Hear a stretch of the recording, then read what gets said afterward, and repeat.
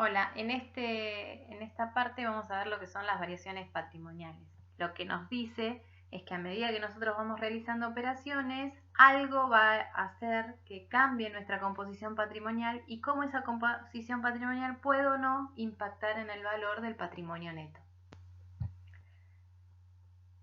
Esto ya lo saben, pero lo volvemos a ver. ¿Se acuerdan que el activo era el conjunto de los bienes que uno tiene en su patrimonio y los derechos de cobro sobre terceros?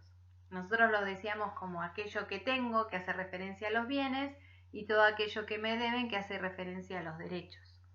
A su vez, el pasivo es el conjunto de todas las obligaciones, que representa aquello que debo a terceros, y el patrimonio neto representaba aquello que era realmente mío. Y de ahí obteníamos que el activo menos el pasivo les daba patrimonio neto, y yo también podría decir, que era el ejercicio que hicimos antes, que activo es igual a pasivo más patrimonio neto. Y a esa igualdad se la denomina ecuación patrimonial básica.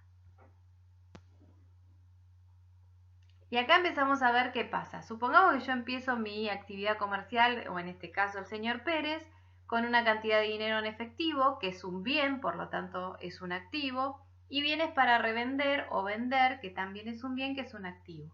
Por lo tanto, su total va a ser 25.000 pesos. Como no tiene ningún pasivo, yo hago activo menos pasivo, me da el patrimonio neto, que como yo estoy iniciando mi actividad, representa ese aporte inicial que yo estoy realizando, o en este caso el señor Pérez, y se representa a través de una cuenta, una denominación que se denomina capital. Y si ustedes ven, se cumple la ecuación patrimonial porque el activo es 25.000 y el pasivo más el patrimonio neto es 25.000 pesos.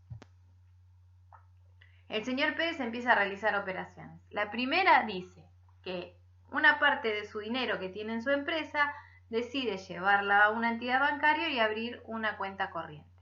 Entonces ahí lo que hace es cambiar un activo por otro en igual proporción. La composición del activo cambia, pero su total no. Por lo tanto, el patrimonio neto sigue conservando el mismo valor. En la operación 3 hay también un movimiento en la estructura patrimonial, pero en este caso lo que hago es aumentar mi activo y también aumentar mi pasivo por igual valor. De esa manera, el patrimonio neto sigue permaneciendo constante. Una manera sencilla de entender es usando matemáticas. Entonces, en la operación 2, el activo aumenta a través de la incorporación del dinero en el banco por 5.000, pero también disminuye por el mismo valor la cantidad de dinero que yo tengo en efectivo. Entonces hay un activo que aumenta a través del banco y hay un activo que disminuye a través del dinero que yo poseo en efectivo en mi empresa. Entonces fíjense que hay en ese intercambio, cambio un activo por otro en igual proporción, la balanza queda neutra, la diferencia es cero. Lo mismo ocurre en la operación 3. Entonces vuelvo a quedar una diferencia neutra, cero. O sea, estoy cambiando un elemento patrimonial por otro elemento patrimonial en una misma proporción. En la operación 4, algo distinto pasa, porque en ese intercambio comercial, a mi patrimonio ingresa un activo de 2.500 pesos y de mi patrimonio sale un activo por 2.000 pesos.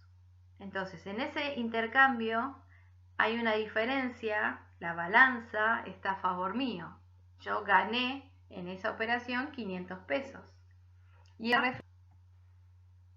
en esta operación, generando que esos 500 pesos hagan que mi patrimonio neto aumente. Aumenta por ahora por esa diferencia positiva que en un futuro va a generar una ganancia. Entonces, en esta clase vimos que las operaciones comerciales modifican la conformación de ese patrimonio. Y esa conformación de ese patrimonio, hay algo importante que es entender el patrimonio neto, que es aquello que es realmente mío. Y las operaciones comerciales a veces hacen que se intercambia un bien por otro en igual proporción, que serían las operaciones 2 y 3, y generan esas variaciones que se llaman permutativas.